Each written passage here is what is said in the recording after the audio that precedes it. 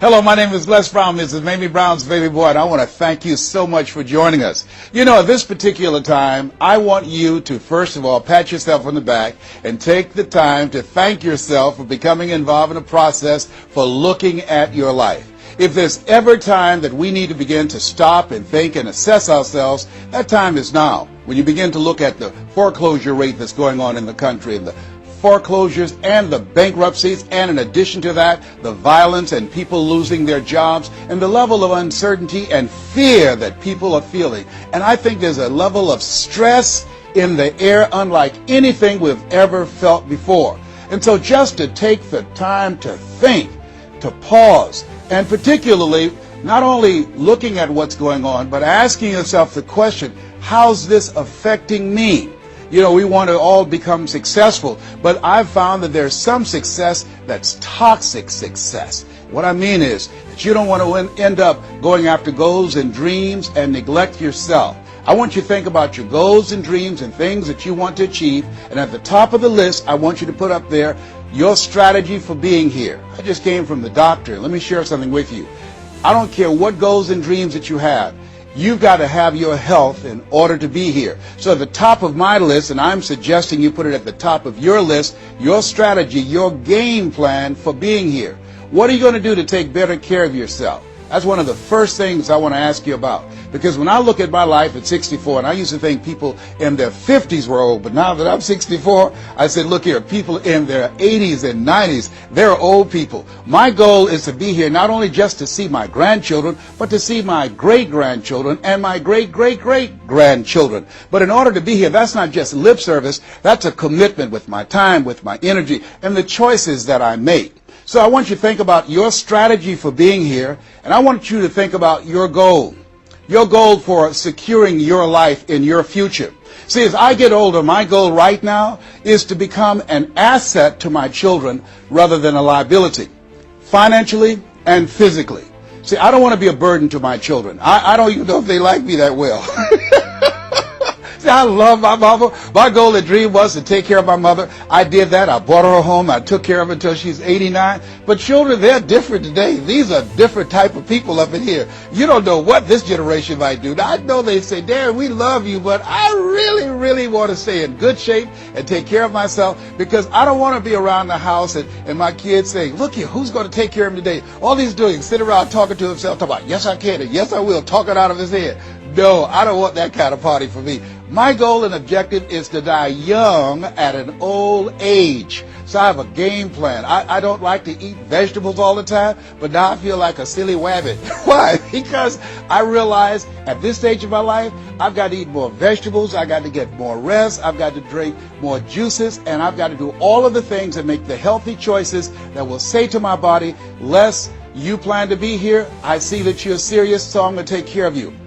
I do 160 push-ups every morning nonstop. Why? I couldn't do that at 15 or 20.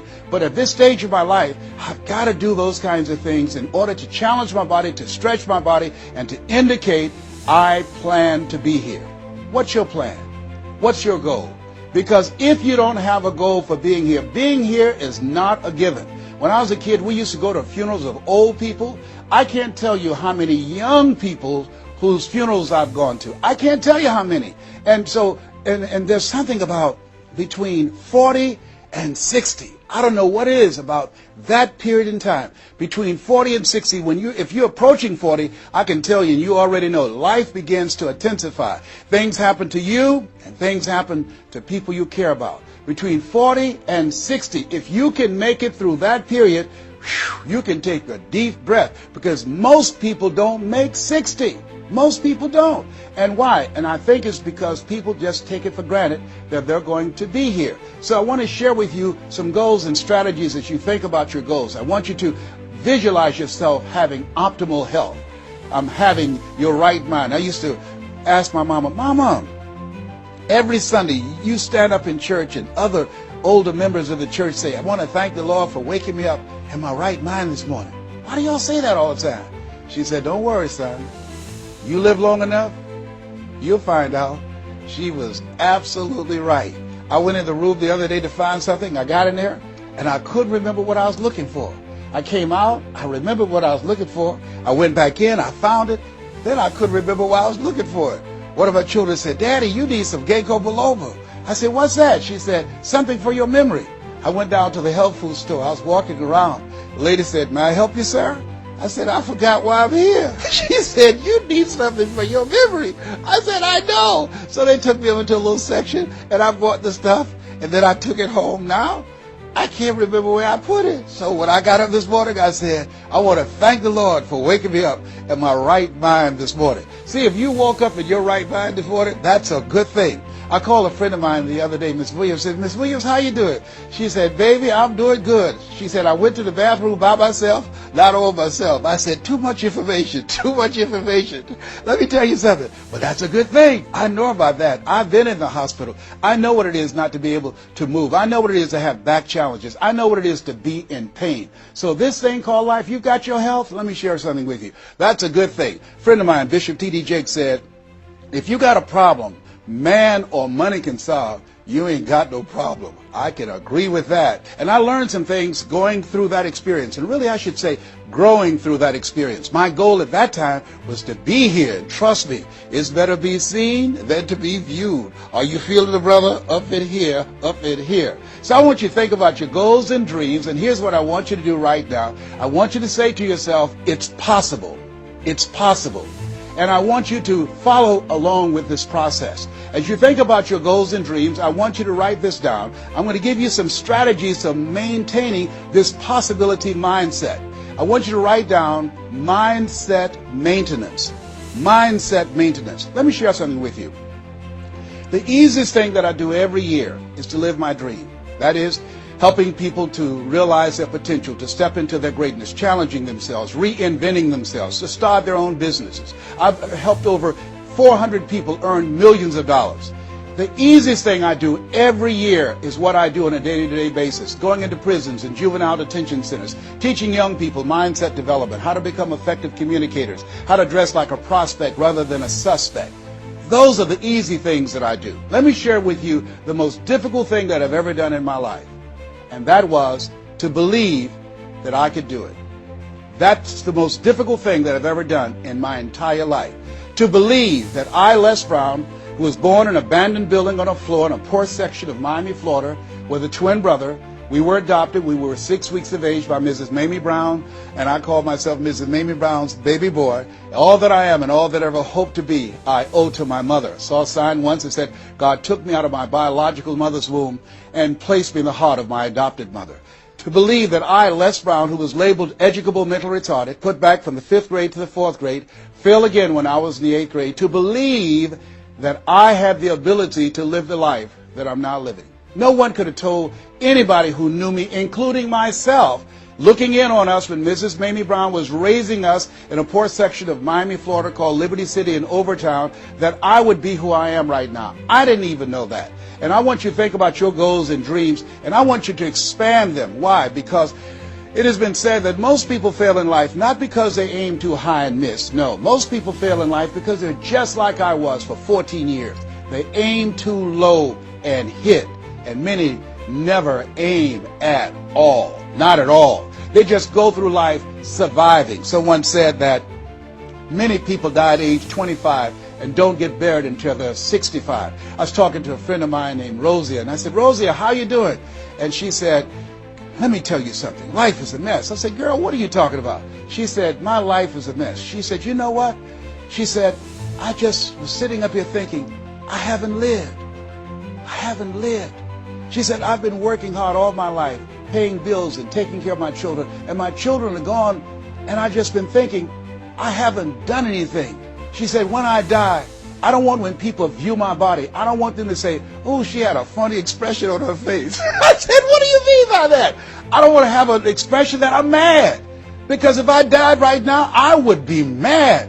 I said, why? What are some of the things you'd like to do? She said, travel. I would love to travel. I'd like to see the pyramids. I've never been to Paris. I want to go to Paris. I've never been there. There are things that I want to see, things I want to do. She said, I want to make a difference in young girls' lives, teenage mothers. I was a teenage mother. I want to be able to make a difference in their lives and see the impact that I had on their lives. And she mentioned a variety of things.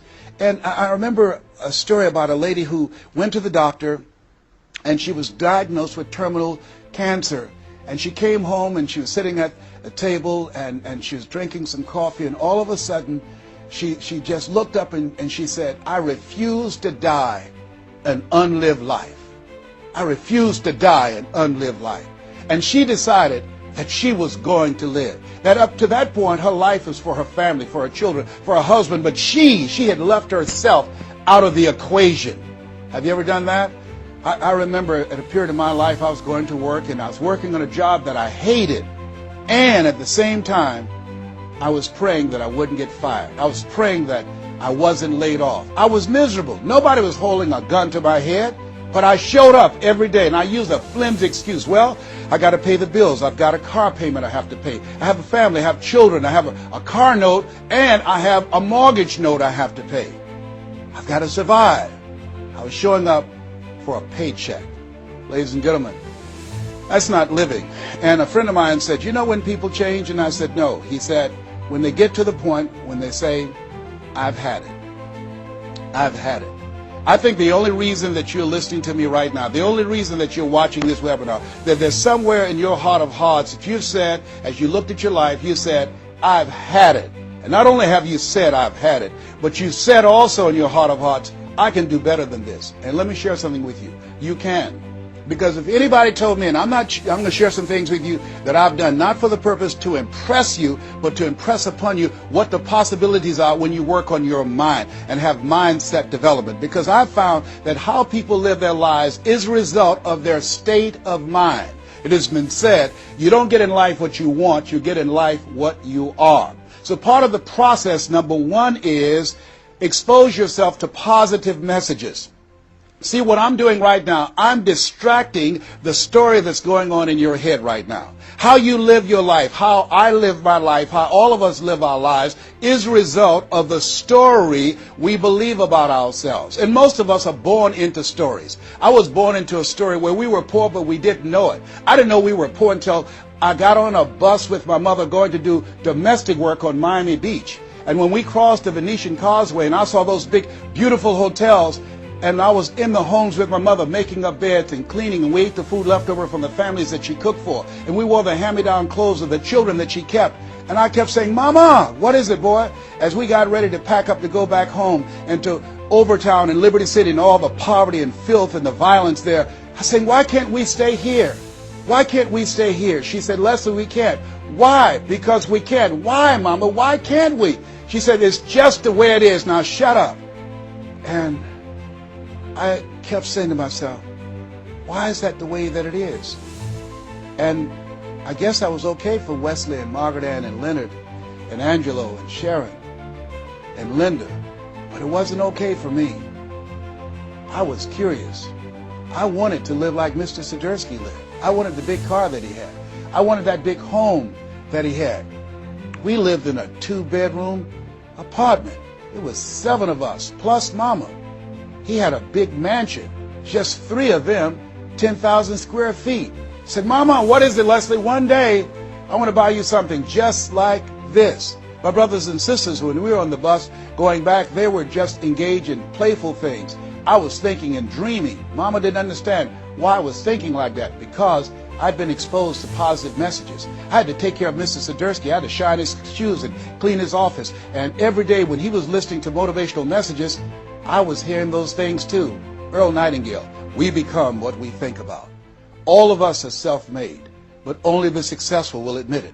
In order to be successful, you must be willing to do the things today others won't do in order to have the things tomorrow others won't have. Your mind is a machine. You must program yourself for success. Wow. When I heard those words, I said, wait a minute. I can program my mind for success. I can program my mind for wealth. You can too. Trust me. I've earned over $55 million in the last 28 years. Anybody told me that I would be doing what I'm doing right now? I spoke recently in Sweden. They paid me 40,000 euro for an hour speech. I had no idea that this Les Brown that you now see have the ability to do that. I used to work for the Miami Sanitation Department as a garbage collector. I used to be a janitor. I used to do door-to-door sales. I used to work for Sears in Miami on Biscayne Boulevard. I had no idea this Les Brown that you now see had the ability one day to give lectures at Harvard or Yale or Dartmouth University. I had no idea that this Les Brown existed. I don't tell you that to impress you, but to impress upon you. There is more in you. Simba, there's more in you than you have been expressing.